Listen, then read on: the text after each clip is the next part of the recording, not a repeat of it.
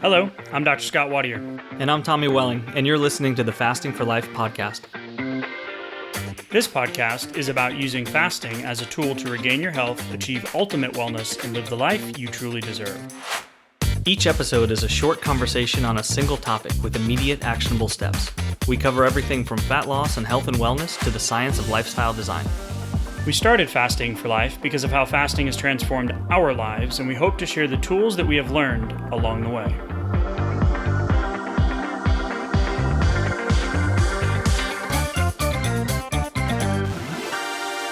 Hey everyone, welcome to the Fasting for Life podcast. My name is Dr. Scott Wadier, and I'm here as always with my good friend and colleague, Tommy Welling. Good afternoon to you, sir. Hey Scott, how are you? Doing fantastic, my friend. Excited for today's episode.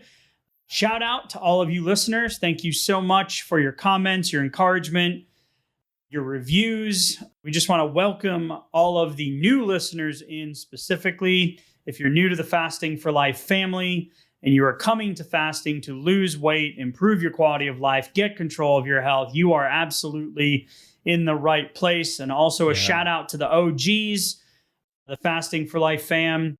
If you've been on this journey with us, we're super appreciative of you as well, coming here for some fasting insights and some fasting conversations. So, Tommy, if they want to learn more about our stories, they can head back to the first couple of episodes. If you've listened to all the episodes, we are going to continue to pump these out once a week. We talk about increasing that, but then the time and the research, and we just haven't gotten there yet. But we promise that up until this point, we have not missed a week, and we're going to continue to deliver these episodes to you weekly. I know for me, sometimes I get lost in the Rolodex now, right? Yeah. Of episodes. And I'm like, wait, did we talk about this? Right, let me go search. I know we talked about this. Yeah. Yeah, we should talk about this. We need to talk about this. So if there's any topics that we have not talked about, if you've binged the episodes and you've gone through them all and now you're going back and listening to some again, as I have actually, which is weird listening to us, the sound of my own voice. But if there's anything out there that you guys want us to talk about, an article you come across or a conversation, please feel free to send us a message, info@thefastingforlife.com, info@thefastingforlife.com. And all right, Tommy, so today's conversation is not going to be a research nerdy type convo. It is going to be more 30,000 foot. It is going to be more around the concept of the fasting lifestyle and the concept of what we call fast cycling. So the two-part equation, the left hand versus the right hand, the black versus the white, the opposites, the two things that you need to have a successful yin-yang, a successful weight loss, health regain, diabetes reversal, fasting lifestyle, long-term sustainability, result-driven approach to weight loss and health. Wow. You need to have these two things together.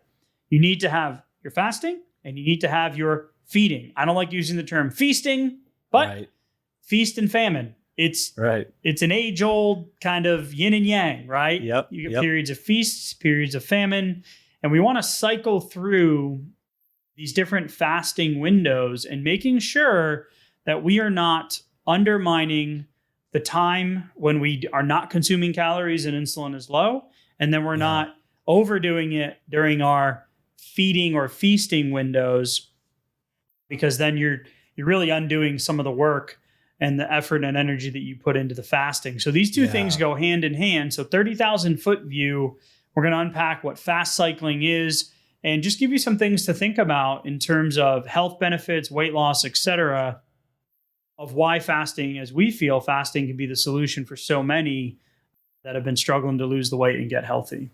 Yeah, even that idea that you just mentioned of cycling through can be one of those limiting thoughts, for a lot of folks, especially if you've been on the diet roller coaster for a long time. It can be hard to imagine myself cycling through anything when I just feel like, I just need to do more. I just need more fasting, right? I just need to move the needle faster.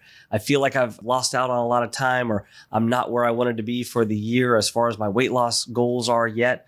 I just feel like I need to do more. But actually taking a look at it and going through more of a cyclical nature to it can actually have really good physiological and psychological reasons behind it, right?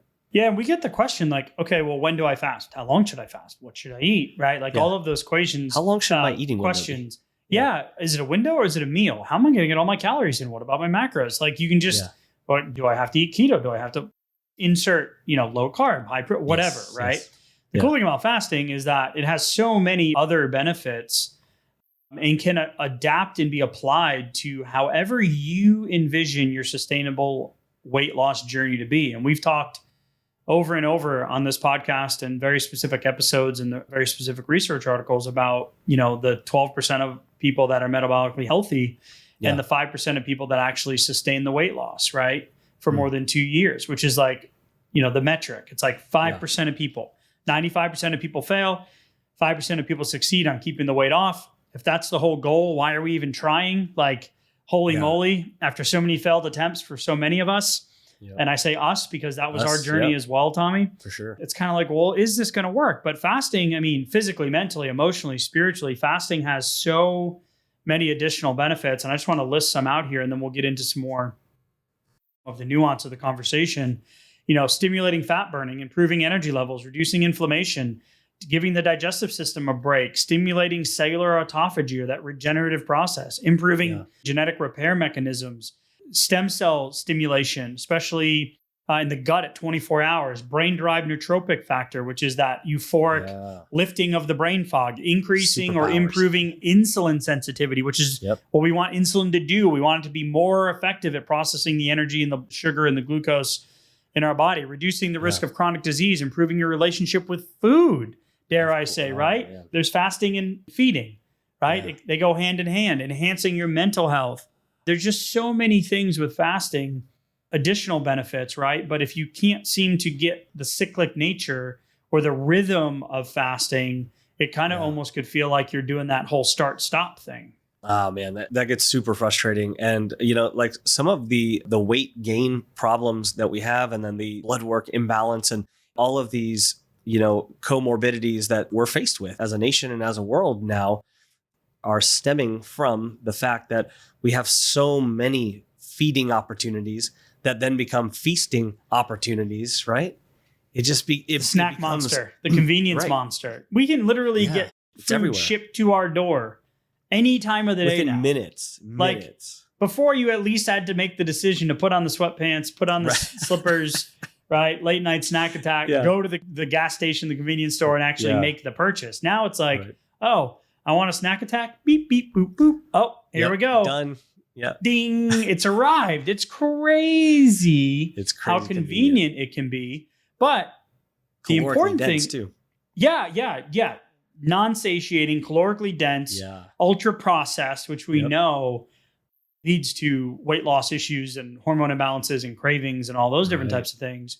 But the feasting or feeding portion of fasting is just as important as the fasting portion.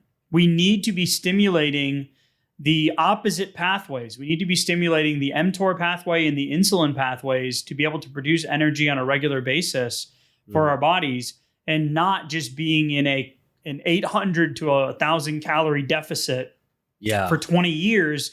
That's going to tank our thyroid and our sex hormone balance and our hormones and our energy and all of these different types of things. There needs to be that balance where we have the ability for our body to get nutrient dense foods, to get fed, to grow, rebuild, and reproduce the healthy cells that we need. So it's that balance or that cycling that we talk about that's really important.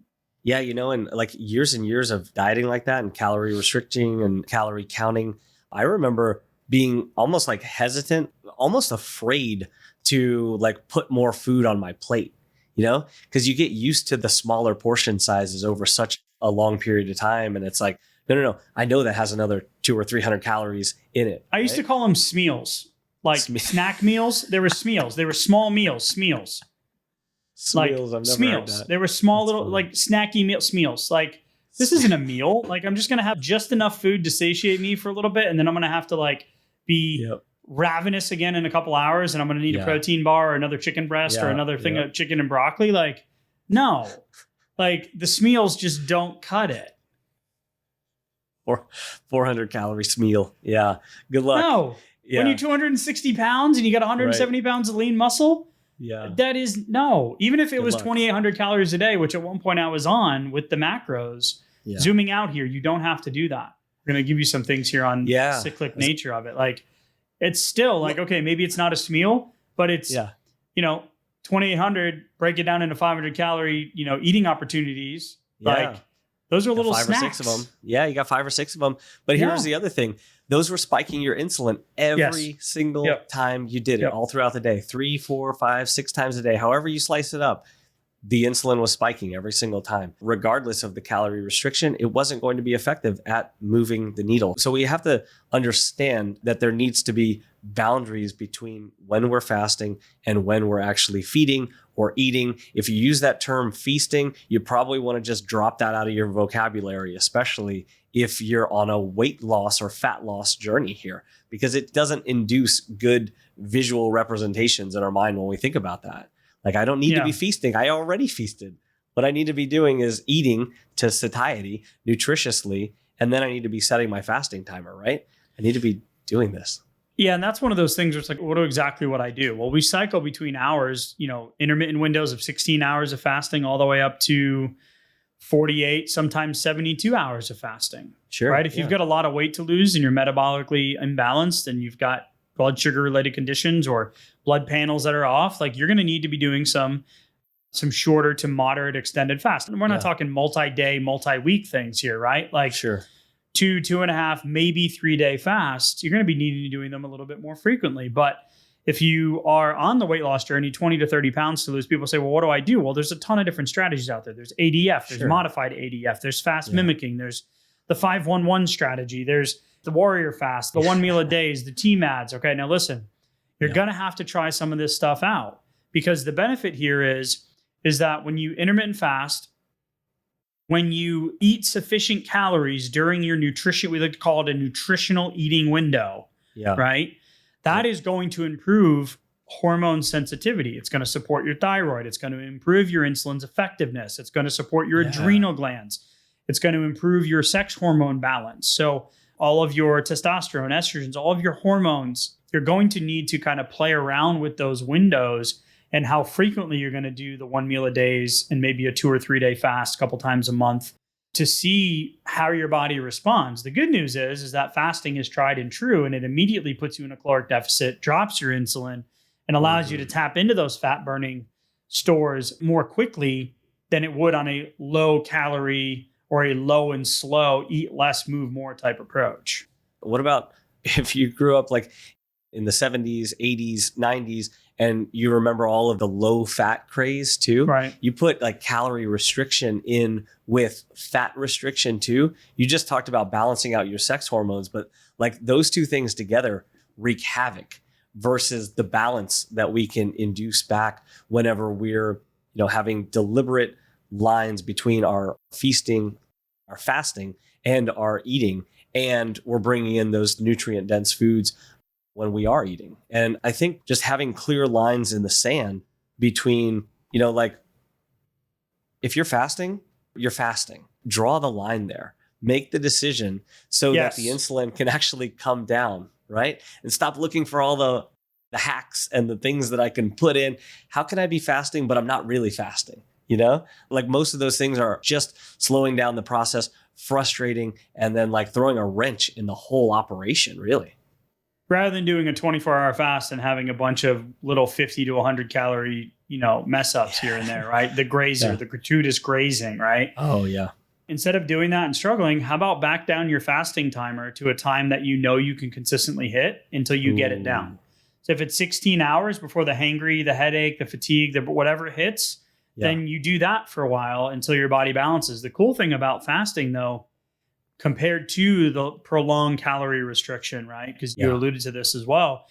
We want to increase, not just decrease the insulin load or the amount of insulin that's required to process the food, but we want to increase the sensitivity side, right? Yeah. So that comes back to insulin's relationship to your thyroid and how it's going to help convert one of your thyroid hormones into an active thyroid hormone and eventually help balance the thyroid and not just deplete it to a place where now you're needing to think about medications. And then once you get on the medication, there's not many times that I hear from the thousands of consults in private practice over the years of men and women coming back and saying, yeah, once I got on that thyroid medication, I was able to lose the weight.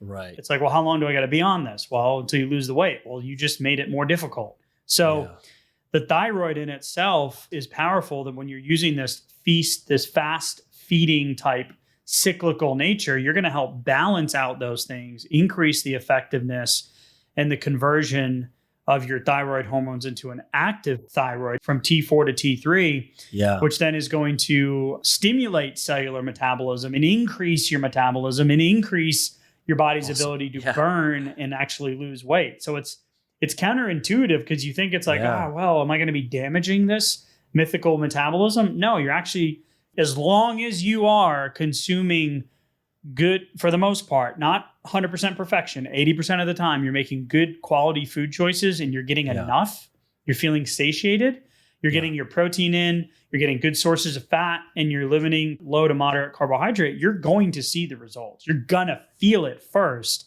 and then see it. Yeah. What about when you first jump onto the fasting train? Like, think back, like, okay, I've been slowly or maybe quickly gaining weight for the last few weeks, or, maybe this has been going on for years or decades. And then all of a sudden, like, I'm putting in some deliberate fasting, but I haven't fixed my relationship with food, or I haven't figured out how to make better food choices. That can be a real kind of frustrating back and forth too, that I feel like if you don't use good, clean boundaries for fasting, even if it's with quote unquote, like shorter fasts, that can make for a real frustrating time because you try to do long fast and break it with like highly indulgent processed foods. It's going to make it harder, right? Like to consistently show up and keep going with these cyclical natures of these fasts, right? And this is where we hear a lot of, sometimes you're like, oh, I just can't close my window. Okay, well, hydration, hugely important. Protein content, hugely important. Fat content, hugely important. Stress, sleep, hugely important. We don't want to put more stress on our adrenals and lead to the adrenal fatigue syndrome and higher levels of cortisol, which mimics insulin resistance. So does stress and so does sleep, right? Yep. We want to be moving in the opposite direction towards balance, right? And all of those other benefits that we mentioned starting off. So if you're in your air quotes feasting window, right? Your feeding nutrition window, you don't have to overanalyze it and hyperanalyze it into like specific, like I'm going to weigh this and I'm going to do this. And that's just not sustainable, or the results don't follow in most people's experiences with it, especially if you have weight loss resistance or insulin resistance or metabolic things like diabetes or blood sugar related issues. So really just to keep it simple is just make intentional choices to eat more protein, get good quality, nutrient dense foods, vegetables, things that grow from the ground rather than the processed refined stuff. And then be mindful of your sugar that you're drinking, that's in the sauces, and that's in your carbohydrate intake, and really those just making right there. Those few changes and being intentional, continually cycling through those fasting windows of 16 to 18 hours, all the way up to 30, 36, 48 periodically. You should be able to see, or like I said earlier, feel the changes first, and then you'll start to see them as well. Yeah. And I think as you start to feel a little bit better, then it becomes, like you said earlier, it becomes more motivating to set your next fasting timer, to rinse and repeat, right? To do it again so that you can continue to see the needle moving over time. Like if we just had to rat-a-tat-tat a few things to get fast cycling, right, into your day-to-day life, right? If you want to start practicing the cyclic nature, because this is what we teach inside the groups and in coaching and everything, is this repetitive change, like this weekly schedule. There's a fasting schedule. If you hit 80% of your targets, you're going to have some good feeding time, some good fasting time. Specifically for fat loss, you're going to be able to tap into the ketone production and becoming a fat burner versus a sugar burner. Certain things would be like move more towards the keto type lifestyle. So decrease your carbs, increase your protein and fat, and avoid the snacks like we talked about, right? Develop your fasting muscle, just like your discipline, your willpower muscle or your want power muscle, right? That we talked about in the willpower versus discipline episode. Like fasting's a muscle. Get used to it. make sure you're hitting the times you can. And if you're binging through your window or feasting too much, then you got to make some changes. And typically then I would go to hydration, maybe start walking. We just did an episode on the incredible effects of walking, stress and sleep, giving your digestive tract a break. So making some better food choices when you do break your fast, and then making sure that you are getting satiating foods that you enjoy, because that's going to make the process that much more fun. We don't want to diet. Nobody wants to diet. 50% of the population to 60% of the population at any given time is trying to lose weight. Very unsuccessfully if you look at the statistics, long-term wise. So some things to think about. Yeah, we'd rather live life with style, right? Think about your lifestyle rather than your diet. So I think that these are like really, really cool, actionable things. You mentioned hydration a couple of times there.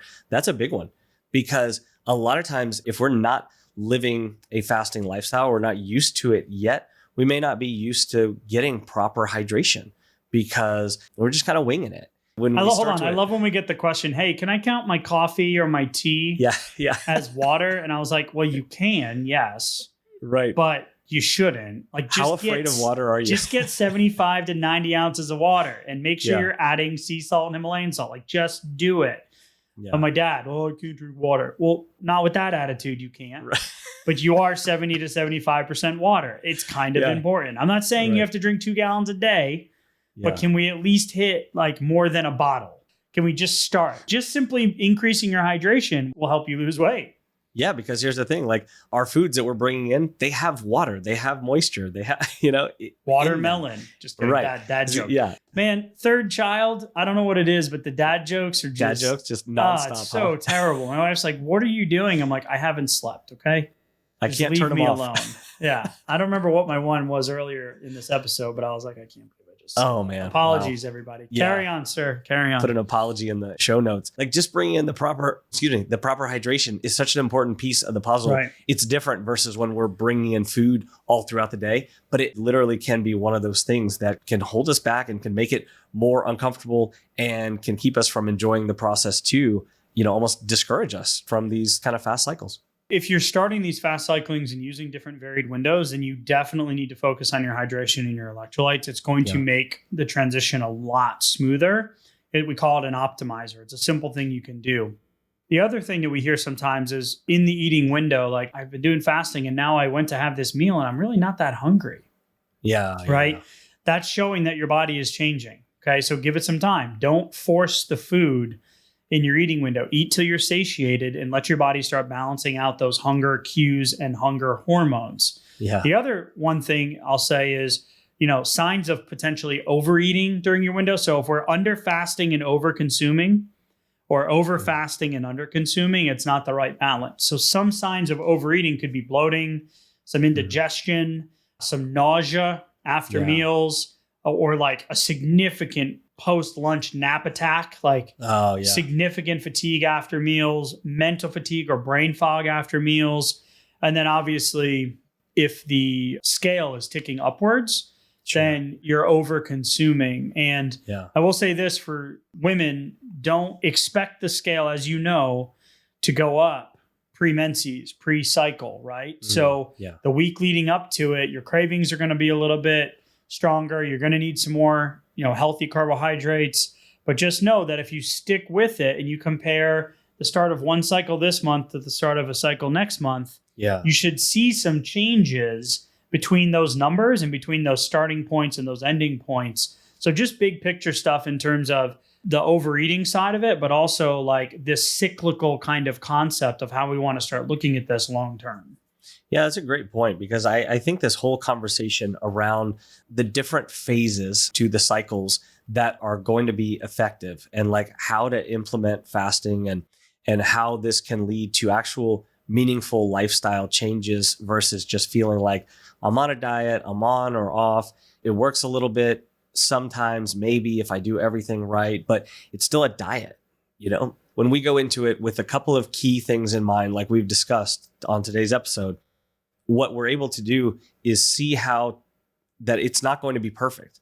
There's no straight, smooth line to success or to a finish line, quote unquote.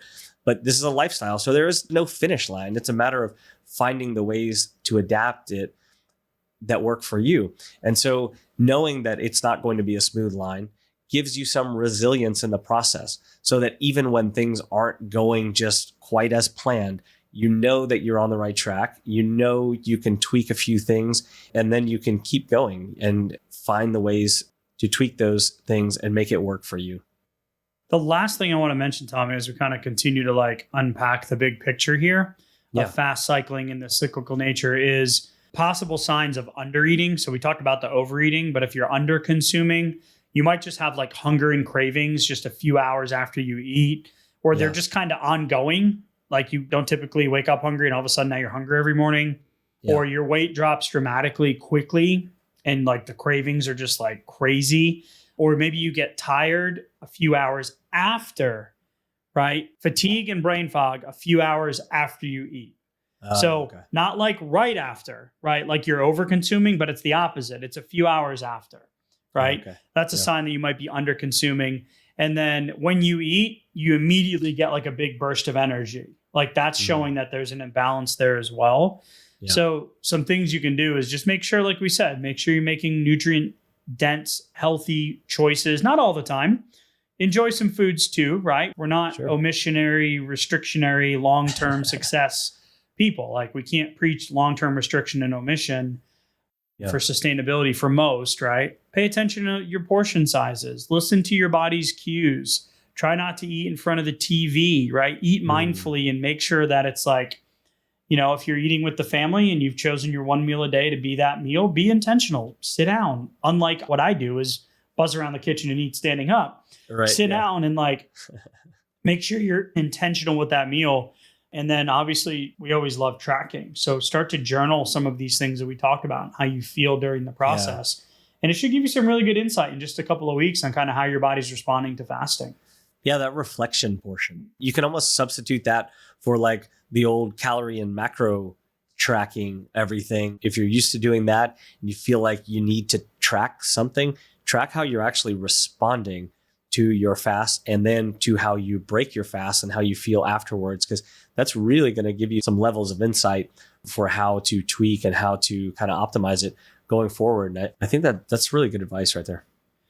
As we wrap up today's episode, Tommy, is that one of the things that we've noticed is missing on this weight loss and fasting journey is support and to get your questions answered in real time. Yeah. And when we started this podcast, it was like you were helping me, you had your coaches, you were reading Dr. Fung's stuff. We started digesting some of the research. We started putting it in, getting results and helping other people because they kept asking us. Yeah. And it's been an incredible journey, but we also realized that there was a gap. So we created the Fasting for Life community on Facebook.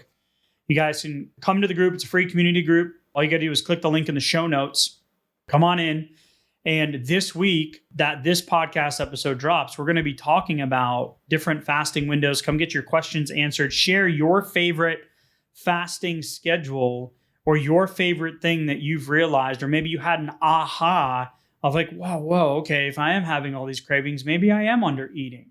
Or maybe I am over fasting, but come into the group, come join us on this journey, get your questions answered in real time. And I'm really excited about this week's topic, even though it's a little bit more abstract in terms of figuring out what's going to work for you. These are like the key players and the key things you should be thinking about when you're building your ideal weight loss and your ideal sustainable weight loss and health journey or plan, so to speak. Yeah, absolutely. I feel like when you first get started, especially, there's so many questions and frustration points and, just kind of unknowns, it can feel so different from what you've done in the past. And I feel like as the confidence increases, then so does the sustainability with it. And I feel like that's really the key there. So not giving up before you've gone far enough to kind of figure some of this stuff out is really crucial part of the process.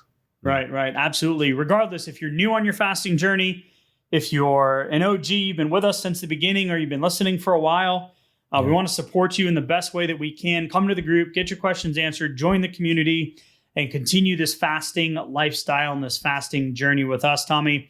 I'm super pumped about this week's topic and this week's episode. I appreciate the conversation. As always, if you want more information about who we are and what we do, check out the first couple of episodes. You can head to our website, www.thefastingforlife.com, thefastingforlife.com. Tommy, as always, man, thanks so much, and we'll talk soon. Thank you. Bye.